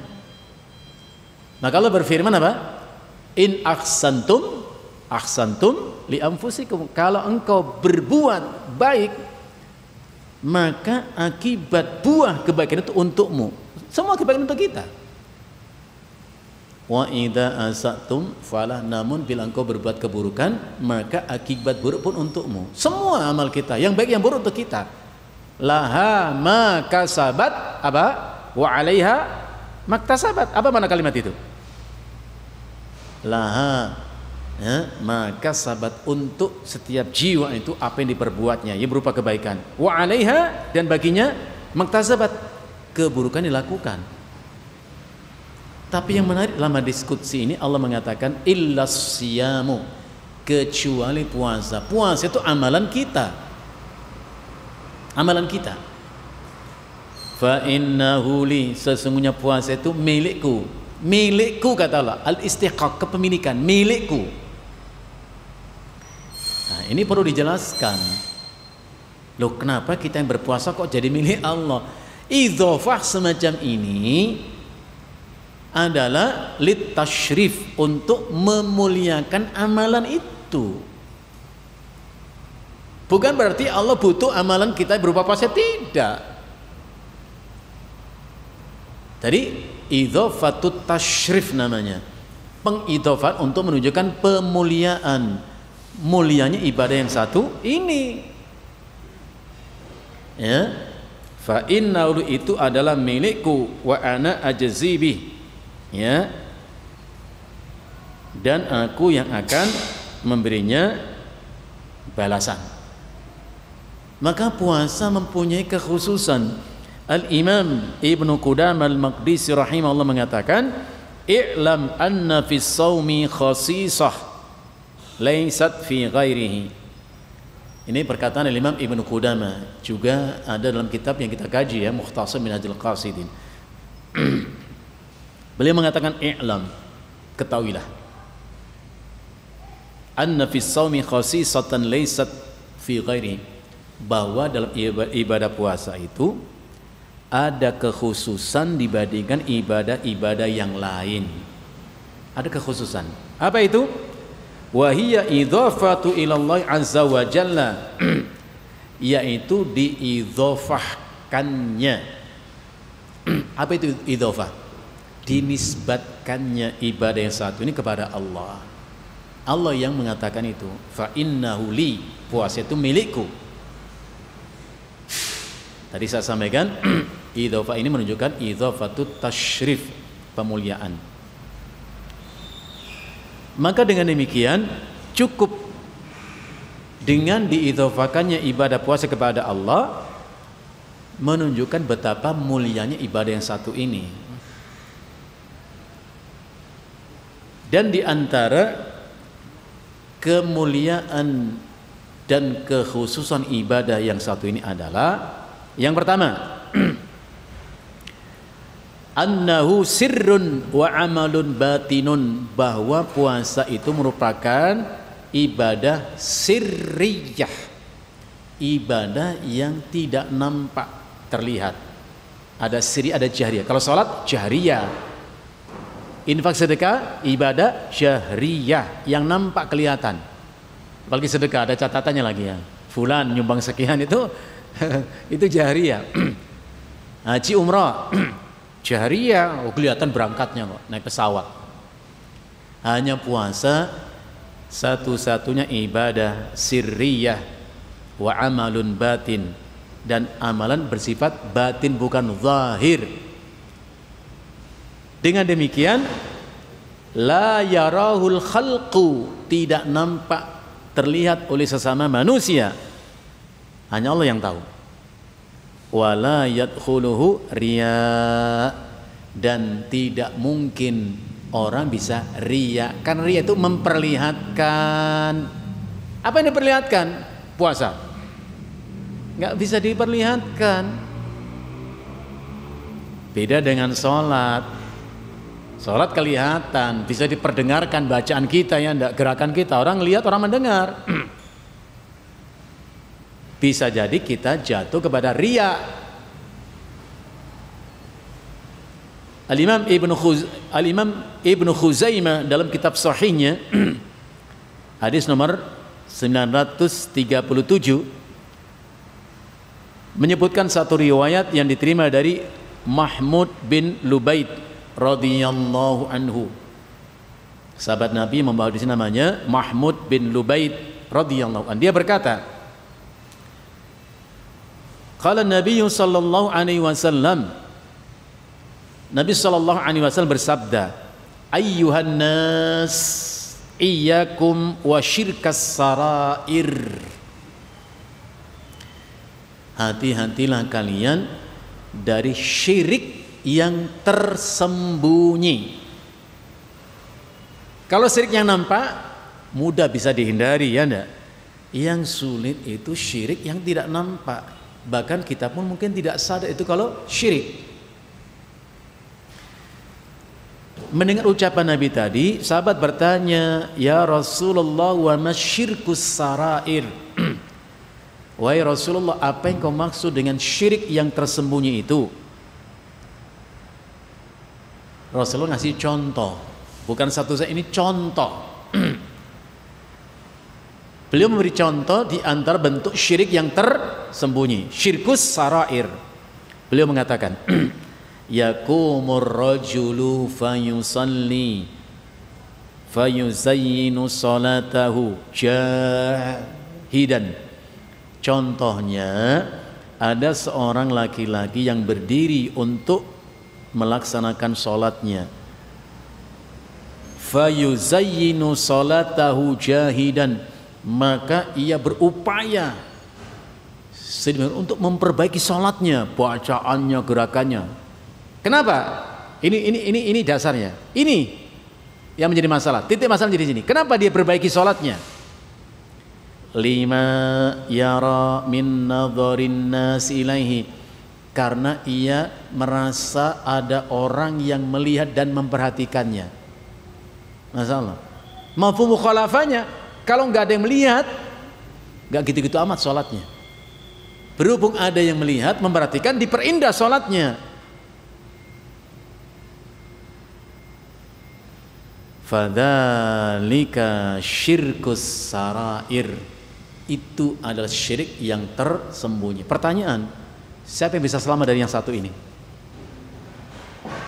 Asy-Syaikh Abdurrahman bin Hasan Al-Syekh rahimahullah, dalam kitab Fathul Majidnya beliau mengatakan, wala yaslimu min dzalika illa man sallamahullah. Tidak akan ada seorang pun yang selamat dari kesyirikan, hatta syirik sekecil ini, yang tersembunyi ini, kecuali orang yang Allah selamatkan ia darinya. Kita nggak bisa selamat dengan sendirinya kita, karena sifat manusia senang dipuji. Masya Allah, bacaan antum jayyid jiddan, bagus banget, tartil antum. Ya memang nggak tepuk dada sih, siapa dulu dong, enggak, tapi ada perasaan enak dipuji itu. Hati itu merasakan, cukup sudah itu bermasalah. Masya Allah. Ya? Makanya Rasulullah dalam doanya mengucapkan apa? Allahumma inna na'udzubika min an nusyrika bika syai'an na'lamu wa nastaghfiruka mimma la na'lamu. Ya Allah, sesungguhnya kami meminta perlindungan kepadamu dari perbuatan syirik kepadamu dengan sesuatu yang telah kami ketahui. Gak mungkin kita syirik terang-terang, gak, insya Allah gak akan. Wa nastaghfiruka mimma la na'lamu, tapi kami minta ampun kepadamu ya Allah atas apa yang kami gak tahu. Ini contoh sholat, termasuk sedekah. Masya Allah, antum paling banyak loh yang ngasih infak di sini. Masya Allah, itu sama itu. Oleh karena itu, ikhwan azakumullah, Abu Ali Al-Fudail bin Iyad rahimahullah ta'ala menasihati kita. Ambil baik-baik nasihat ini. Abu Ali Al-Fudail bin Iyad berkata, tarkul amali li ajlin nasi riya'un wal amalu li ajlin nasi syirkun. Meninggalkan suatu perbuatan karena manusia itu namanya riya, dan mengerjakan suatu perbuatan karena manusia adalah syirik. Apa artinya? Susah kita keluar dari dua kemungkinan itu. Apapun amalan kita, kalau enggak riya adalah syirik, dan riya merupakan syirik yang kecil. Jangan nanti bilang nggak apa-apa kecil ini syiriknya. Loh, yang gede itu pun berasal dari yang kecil. Makanya Ibnu Abbas mengatakan la shaghirata ma'al israr. Gak ada dosa kecil kalau diulang. Bahkan Ibnul Mu'taz rahimahullah ta'ala mengatakan la tahkiranna shaghiratan fa innal jibala minal hasa. Jangan kamu menyepelekan dosa-dosa yang kecil. Gak boleh kita mengatakan dosa kecil ini, jangan. Kenapa? Fa innal jibala minal hasa, karena gunung setinggi itu pun terdiri dari butiran kerikil yang kecil, bahkan abu yang kecil, itu gunung itu. Jadi memang kita susah selama dari dua kemungkinan, imma riya, imma syirik. Al-Fudail kemudian mengatakan wal ikhlasu ay yu'afiyakallahu minhuma, dan ikhlas itu adalah apabila Allah menyelamatkanmu dari kedua-duanya. Coba kita belajar memastikan bahwa saya beramal atau saya tinggalkan amal karena Allah. Kenapa saya kerjakan? Imtithalan li amrillah, karena mengamalkan perintah Allah. Kenapa saya tinggalkan perbuatan? Intihaan wajtinaban lima nahallahu anhu, karena aku menjauhi, meninggalkan apa Allah larang. Baru itu ikhlas namanya. Jadi kalau orang mengatakan saya ikhlas lillahi ta'ala, belum tentu kalimat itu menjaminkan keikhlasan. Maka mintalah kita kepada Allah diberikan sifat ikhlas dalam amal itu, gitu. Ya.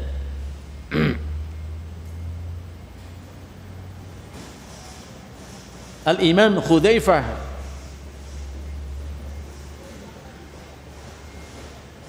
Al-Mar'ashi rahimahullah ta'ala mengatakan al-ikhlasu an tastawiya af'alul 'abdi fi zahir wal batin.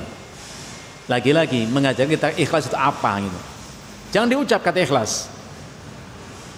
Ikhlas itu adalah adanya kesamaan perbuatan seorang hamba fi zahir wal batin. Lahir dan batin itu sama. Yang diucapkan dengan di hati itu sama, baru namanya ikhlas. Ya.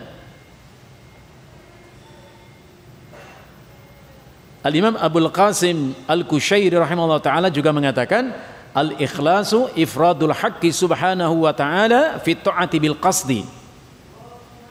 Ikhlas itu artinya mengisahkan Allah dalam ketaatan yang menjadi niatan dalam setiap amal. Itu namanya ikhlas.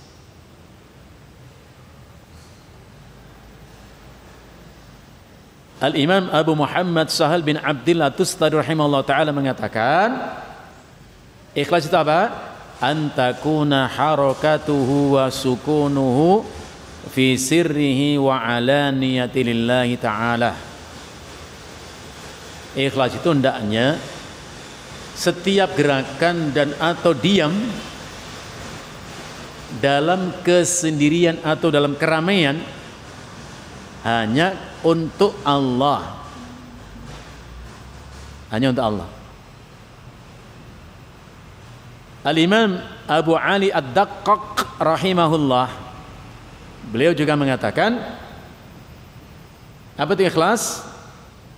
At-tawaqqi an mulahadatil khalqi. Ini banyak ungkapan para ulama tentang ikhlas. Apa itu ikhlas? At-tawaqqi an mulahadatil khalqi. Menjaga diri dari penglihatan orang lain. Khawatir kalau perbuatan kita dilihat orang lantas mereka memuji, itu khawatir. Jaga diri. Bukan malah ditunjukkan, ditampilkan, tidak. Ya.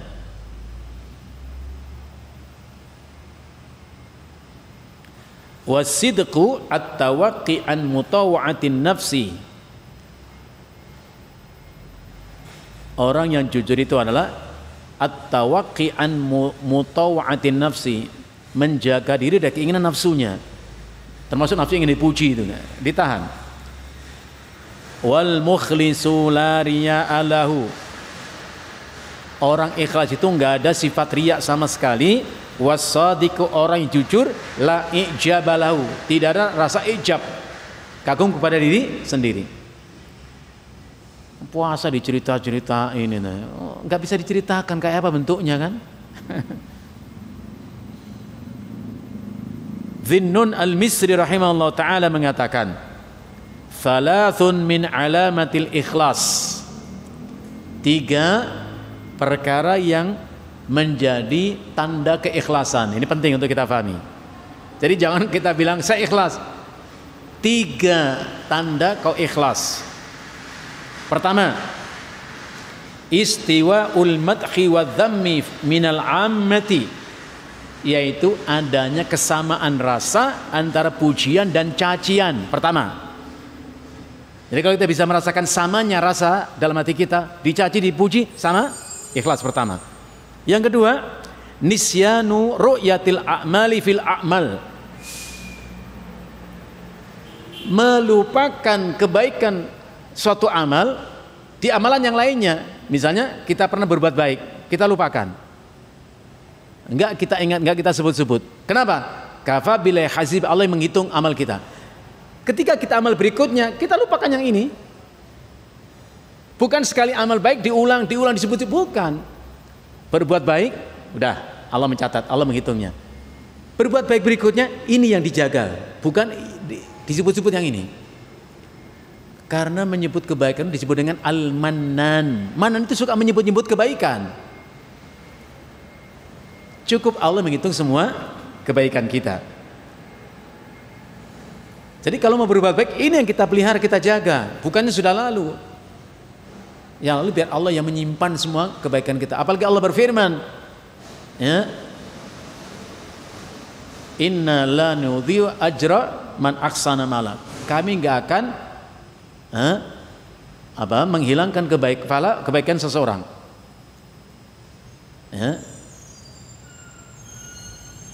Yang ketiga, apa itu ikhlas? Yaitu iqtida'u thawabil amali fil akhirah, yaitu mengharapkan balasan amal itu hanya di akhirat.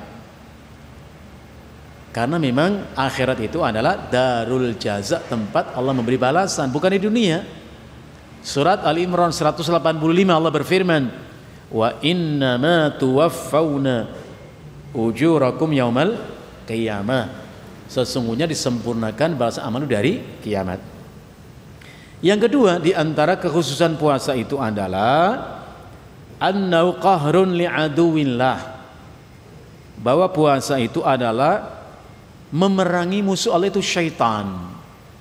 Kalau bahasa Al-Imam Al-Ghazali beliau mengatakan apa?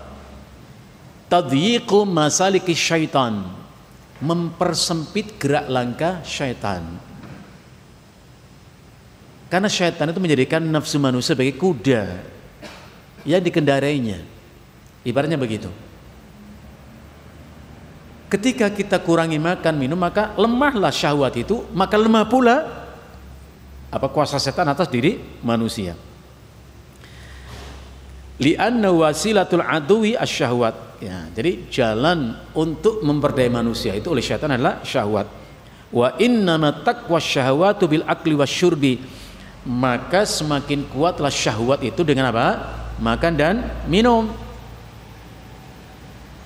Maka di situ rahasianya kenapa orang yang belum mampu untuk menikah, Rasulullah perintahkan apa? Berpuasa untuk menekan syahwat. Ya ma'syaras syabab, ya ma'syaras syabab, anak-anak muda, yang muda ya, maksudnya belum nikah, muda. Man istata'a minkumul ba'ata fal yatazawwaj. Siapa di antara kalian yang sudah mampu ya memberikan nafkah, ya memberikan tempat tinggal untuk istrinya, nikahlah. Ya. Fa innahu lahu wija. Karena menikah itu menjadi pengendali dia. Ya. Wa man lam yastati fa'ali bisawm. Ya. Siapa yang belum mampu maka berpuasalah. Fa innahu lahu wija, karena puasa itu menjadi perisai dari kekuatan syahwat. Cuman pertanyaannya, puasa Ramadan saja yang wajib itu pasti berakhir ya. Pasti berakhir itu. 30 hari berakhir. Apa kita ucapkan? Taqabbalallahu minna wa minkum. Berakhir Ramadan itu. Antum sampai kapan puasa itu? Enggak bisa menikah, puasa terus sampai kapan? Harusnya berakhir dengan mengucapkan qabiltu, ya enggak? Nikahaha wa tazwijaha, ya, fulana binti fulan, dengan mahar disebutkan tunai. Itu lebarannya. Antum kok enggak lebaran-lebaran, puasa terus ini? Harus berakhir ini. Yang wajib aja Allah wajibkan berakhir kok Ramadan itu. Ya enggak? Wa ma damat addu syahwati makhsabatan. Ketika syahwat itu subur dan kuat, fasyayatinu yataraddaduna ila dalikal mar'a, maka setan pun leluasa lalu-lalang di situ.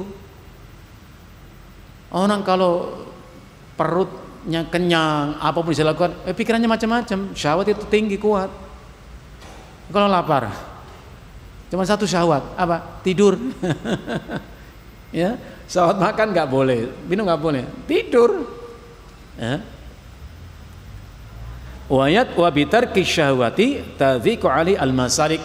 Maka dengan berpuasa maka lemahlah syahwat dan sempitlah gerak langkah syaitan itu dalam diri manusia. Rasulullah sallallahu alaihi wasallam juga menyebutkan dalam hadis yang diriwayatkan Imam Al-Bukhari, Imam Abu Dawud, beliau mengatakan as-siyamu junnatun fa idza kana ahadukum sha'iman. Puasa itu merupakan junnah. Junnah itu perisai, tameng gitu ya. Fa idza kana ahadukum sha'iman, maka bila seseorang di antara kalian sedang berpuasa, fala yarfus, jangan melakukan rafas. Rafas itu dua maknanya kata Ibnu Abbas. Bisa berarti rafas itu al-qaulul qabih, perkataan yang kotor, namanya rafas. Yang kedua adalah jima, sama. Ya, ada dua makna. Wala yajhal, jangan melakukan tindakan bodoh. Jadi ada perbuatan, ucapan itu yang menunjukkan kebodohan. Ya, hati-hati dengan ucapan perbuatan kita. Jangan bodoh yang nampak dari ucapan perbuatan kita itu. Fa idamruun fa inimruun qatalahu au syatama falyaqul. Bahkan kalaupun kalian sedang berpuasa, ada orang yang menyakitinya, syatama, mencelanya, falyaqul, maka ucapkan ya, inni shaimun, marratain, dua kali katanya, inni shaim, inni shaim. Mengucapkan itu bukan kepada orang itu. Saya menjelaskan, mengucapkannya juga kepada diri kita sendiri. Tahan diri, jangan marah gitu. Inni shaim, aku sedang berpuasa, aku sedang berpuasa ini. Jadi jangan ngomong sama orang itu, malah bermasalah. Maban, aku sedang berpuasa ya. Kalau mau nanti habis berbuka, boleh kita. Itu jelek lagi malahan. Maka Allah SWT mengajarkan kita sikap yang bijak dan mulia. Allah berfirman, wala tastawil hasanatu walas sayyi'at. Tidaklah sama antara keburukan dan kebaikan. Allah ngajar kita bisa membedakan. Apa yang terjadi kalau antum nggak bisa ngebedain mana madu mana racun? Maunya minum madu, ternyata diminum adalah racun. Doh, fatal akibatnya. Gimana kalau antum nggak tahu bedanya siang dan malam? Nggak tahu laki dan perempuan, nggak tahu hal. Ala kulli hal, kemampuan membedakan itu penting sekali. Dan Al-Quran ditulis sebagai pembeda, mengajar kita bagaimana bisa membedakan. Ya? Istri antum itu memang perempuan, tapi tidak semua perempuan istri antum itu. Istri antum di rumah antum, tapi tidak semua perempuan di rumah antum itu istri antum, kan begitu? Asal di rumah kita punya kita, ntar dulu punya siapa ya enggak? Kan beda itu. Sama-sama orang tapi beda. Ya. Jadi puasa bisa membedakan. Allah ajaran kita tidaklah sama antara yang baik dan yang buruk, nggak sama. Setelah kita mampu membedakan, apa petunjuk Allah? Idfa' billati ya ahsan. Balaslah keburukan orang atas dirimu dengan kebaikanmu untuknya. Bukan membalas keburukan-keburukan yang sama. Kalau kita membalas keburukan orang dengan kebaikan kita, kebaikan buat kita, keburukan buat orang itu. Habisnya dia menyakiti perasaan saya. Ya Allah. Dalam kitab Mukhtasar Minhajul Qasid yang kita kaji, banyak pelajaran. Antum masih ingat bagaimana Khalifah Umar bin Abdul Aziz ketika masuk ke dalam masjid yang malam itu gelap gulita, tidak ada penerangan, tanpa beliau menyadari kaki beliau menginjak orang yang sedang rebahan di masjid itu. Terinjaklah tubuh orang itu. bukan sengaja. Dan orang terinjak tubuhnya itu marah, dia berdiri sambil menghardik Amirul Mukminin Umar bin Abdul Aziz radhiyallahu an. Orang itu dengan nada keras dan kasar mengatakan, "Amajnunun anta?" Kamu gila ya? Masya Allah. Ya orang itu ada alasan marah karena terinjak. Masalahnya sengaja atau tidak? Dia nggak tahu, marah aja begitu. Umar bin Abdul Aziz apa menjawab? La. Tidak, ini satu kata saja, tidak. Kamu gila ya? Tidak. Ini. Justru sahabat Umar bin Abdul Aziz yang marah, ingin membalas, memukul laki-laki tadi yang menghina Amirul Mukminin. Beliau mengatakan jangan dipukul, jangan dipukul. Ia kan cuma tanya kepadaku, aku gila apa tidak? Aku sudah menjawab tidak, kan selesai masalahnya. Apa artinya? Banyak masalah itu simpel sesungguhnya. Hanya karena ketidakpandaian kita meminus masalah itu hanya besar. Jadi kalau kita lapang dada begitu besar hati, masalah itu memang sederhana, pemicunya itu sudah bisa diselesaikan dengan sederhana. Ibnu Abbas dimaki-maki dengan kata-kata yang kasar, beliau diam, didengarkan saja. Selesai dia berbicara begitu, Ibnu Abbas mengatakan kepada Ikrimah, kira-kira apa yang bisa kita berikan untuk orang itu? Mungkin dia butuh sesuatu, ayo kita bantu. Masya Allah, orang memaki-maki Ibnu Abbas ingin dibantu. Kalau kita bagaimana? Jauh banget ya kita ya. Dikata-katain saja yang tidak berpengaruh apa-apa kata-kata itu. Hanya ungkapan kebencian orang itu kepada kita. Balasnya lebih kecil lagi kata-kata kita. Jangan. Jadi Rasulullah mengajarkan puasa itu mendidik kita menjadi orang yang santun. Disakiti saya nggak akan membalas menyakiti. Apalagi orang baik kepada kita masih kita sakiti sih. Rasulullah Shallallahu Alaihi Wasallam mengatakan, ya, addi al amanata ila mani tamanaka. Sampaikanlah amanat untuk orang yang memberimu amanat. Sampaikan amanat. Kita nggak boleh khianat. Tunaikanlah amanat orang yang memberimu amanat. Amanat itu harus disampaikan, dikerjakan. Innallaha ya'murukum an tu'addul amanati ila ahliha. Allah perintahkan kalian menyampaikan amanah kepada yang berhak menerimanya. Yang menarik Rasulullah mengatakan apa kemudian? Wala takhun man khonaka. Coba lihat. Wala takhun man khonaka. Dan jangan engkau mengkhianati orang yang mengkhianatimu. Itu ucapan Nabi. Dengan kata lain, jangan engkau menyakiti orang menyakitimu. Masya Allah, itulah akhlak. Makanya setelah ilmu sampai kepada kita harus belajar untuk tatbiknya, tanfidnya, mengimplementasikannya. Jadi nggak cukup hanya dengan ilmu saja begitu.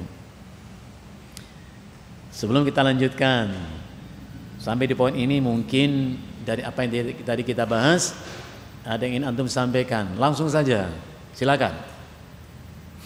Ustaz, istri Anda itu setiap harinya konsumsi obat, Ustaz. Dan boleh dibilang obat itu maksudnya keras, bisa berpengaruh kepada pencernaan ya, lambung. Tahun-tahun kemarin ketika istri saya dapat itu paling sekitar 7 atau 8. Nah, benar-benar Ramadan kemarin itu banyak Ustaz, di awal dan di akhir. Dan saya sudah kasih pilihan karena istri saya itu sudah bertahun-tahun minum obat itu Ustaz. Nah, Kasih pilihan ke istri saya itu mau difoto atau tidak. mm-mm. Saya kata istri Anda itu pertama difoto gitu. Nah, Dan aktualnya sampai sekarang masih banyak Ustaz. nah, Sudah mendekati Ramadan.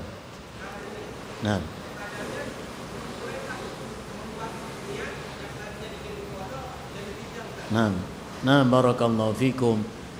Salah satu di antara kekhususan syariat Islam adalah adanya rukhsah dan taisir.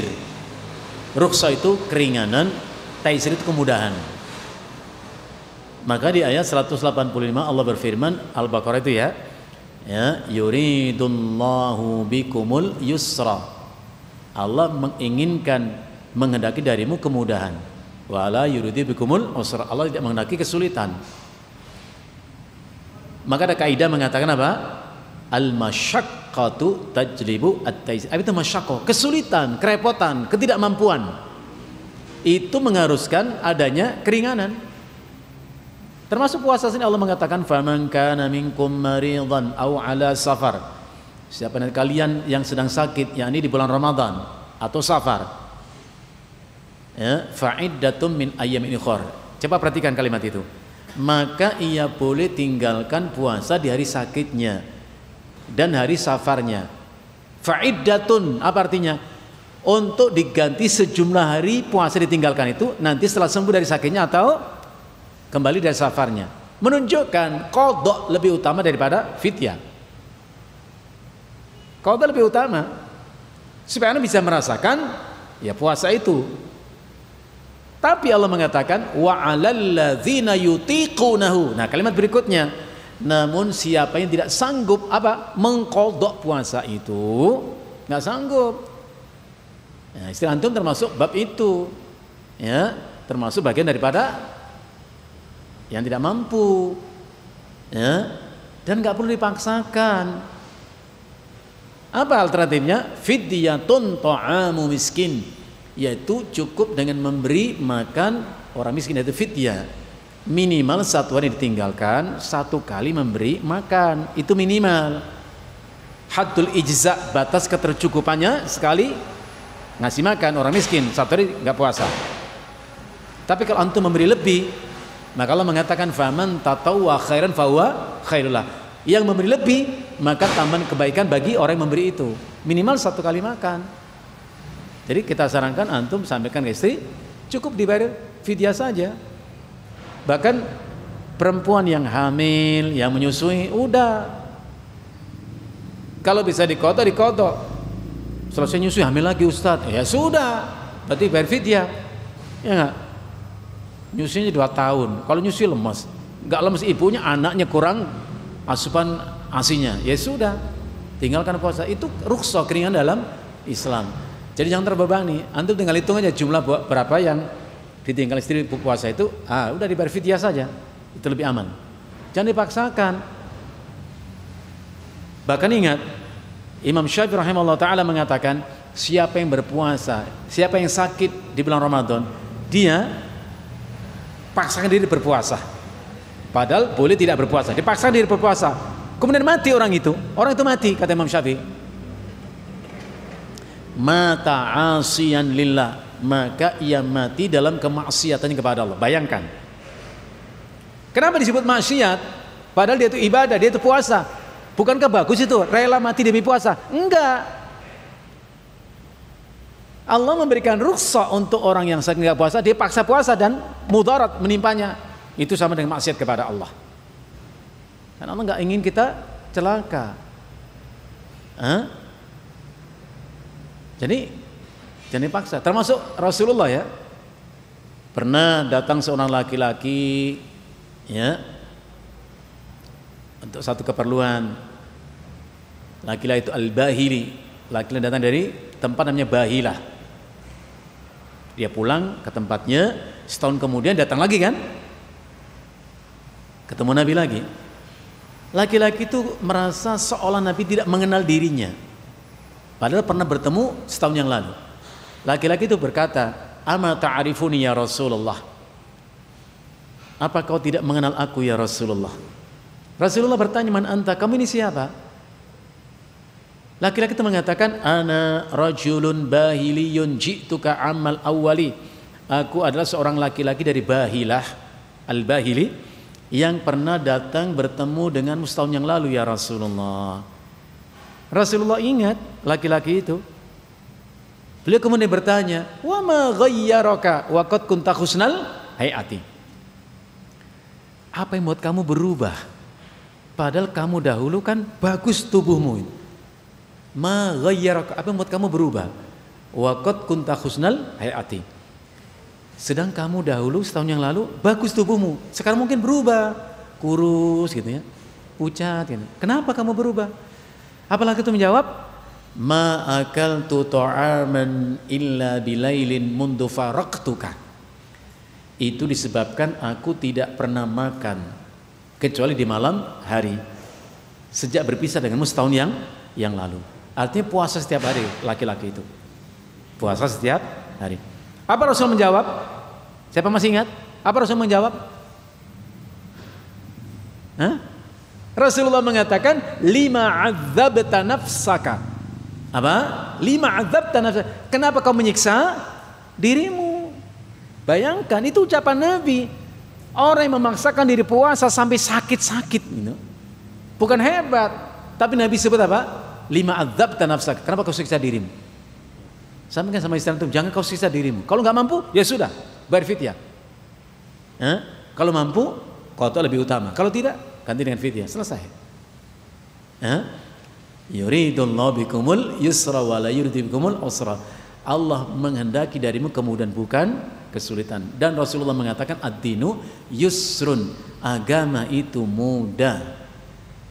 Wa la yushadad dina ahadun illa ghalabahu. Tidak seorang pun yang mempersulit di dalam agama pasti kesulitan sendiri, kerepotan sendiri, celaka sendiri. Jangan. Maka syarat mengerjakan perintah itu adalah al-istita'ah, kemampuan, kesanggupan. Laki-laki yang sudah tua renta masuk Ramadan nggak sanggup puasa, ya sudah bayar fidyah. Nggak sanggup kok. Wallahu a'lam bishawab. Ada lagi ikhwan? Ada mau disampaikan? Silakan. 6.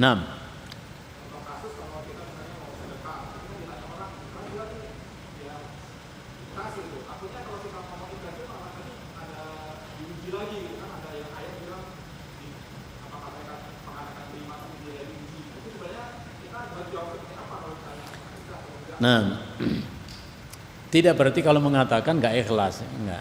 Sama dengan firman Allah, in tubdus sadaqati fa ni'ma hiya wa in tu'tuhal fuqara'a khairul lakum. Apabila engkau menampakkan sedekahmu, kelihatan orang, diterima orang sedekah kita, itu baik-baik saja kata Allah. Baik, selama kita bisa menjaga hati daripada sifat riya, sum'ah. Asal ikhlas nggak ada masalah. Jangan nanti dibalik. Kenapa antum nggak pernah sholat ke masjid? Kok nggak pernah kelihatan di masjid? Anak takut nggak ikhlas, takut riya nanti. Ya salah. Kenapa antum nggak pernah infak? Kok nggak ada tulisan nama? Anak takut. Apa artinya sedekah tanpa ikhlas? Enggak. Jadi yang nampak juga nggak ada masalah. Selama kita bisa menjaga hati kita. Wa in tu'tuhal fuqara'a, namun bila engkau memberi langsung kepada orang fakir miskin itu sedekahmu, datang ke rumah mereka, bukan kita kumpulkan ke rumah kita datang ke rumah mereka, kita kasih, khairul lakum, itu lebih bagus daripada yang pertama. Jadi enggak serta-merta antum banyak banget ini, rata-rata kan ada sekian rating tingkatan sedekah, antum banyak sekali, antum ikhlas nih, ditanya begitu, ya nggak apa-apa antum bilang saya ikhlas kok. Ya nggak boleh, antum nggak ditanya ikhlas nggak, antum ngomong sendiri, anak ikhlas lillahi ta'ala, siapa yang tanya lagi? Ya, kalau ditanya antum jawab, insya Allah nggak ada masalah selama tidak ada niatan untuk riya dengan amal kita, tuh nggak ada masalah. Jangan antum diem, antum ikhlas nggak? Antum diem, ditanya kok diem loh? Antum jawab saja, insya Allah nih ikhlas, insya Allah nih ikhlas, ya. Gitu. Insya Allah nggak ada masalah. Jadi tidak selamanya amal yang nampak itu kemudian disifatinya. Jangan, itu kan hati-hati loh dengan karakter orang munafik. Orang munafik itu kalau mendapati sahabat infaknya banyak, apa mereka mengatakan? Itu riya, bukan ikhlas karena Allah. Tapi kalau orang itu punya sedikit, dicela juga. Mana Allah butuh infak sedikit seperti itu, sedikit seperti itu? Allah nggak butuh. Pertanyaannya, orang itu ngapain? Nggak ngapa-ngapa, nggak memberi banyak, nggak boleh memberi sedikit. Itu karakter orang munafik, senang mencela. Al-sinatum khidat, tajam lidahnya. Orang yang ngasih infak banyak dicela, itu nggak ikhlas, itu hanya riya saja, nyari macam-macam. Yang punya sedikit dicela pula. Allah nggak butuh sedikit itu sedekahmu. Dia sendiri nggak berbuat apa-apa. Na'udzubillahi min dzalik. Artinya kita hanya bisa melakukan apa yang kita mampu lakukan, ya. Maka Allah mengatakan liyunfiq du sa'ati min sa'ati, yang punya kelapangan rezeki infak sesuai kelapangan rezekinya. Wa man qudira alai rizqu, namun siapa yang disempitkan rezekinya oleh Allah, falyunfiq mimma ataallah, ya infak sesuai kemampuan kita. Enggak apa-apa gitu. Cukup sebentar ikhwan, insyaallah bab siap ini akan kita lanjutkan pada kesempatan berikutnya, termasuk adab ya, tata cara berpuasa, dan ini perlu kita ulang walaupun kita sudah tahu mungkin sudah paham, tapi tidak salah karena ada kekhawatiran tadi ya. Takutnya kita berpuasa kata Nabi tapi nggak dapat apa-apa kecuali rasa lapar dan dahaga. Kenapa? Karena kurang cukup bekal ilmu kita. Nas'alullah al-'afwa wal 'afiyah. Sallallahu ala nabiyyina Muhammadin wa ala alihi wa sallam. Subhanakallahumma bihamdika asyhadu an la ilaha illa anta astaghfiruka wa atubu ilaik. Assalamualaikum warahmatullahi wabarakatuh.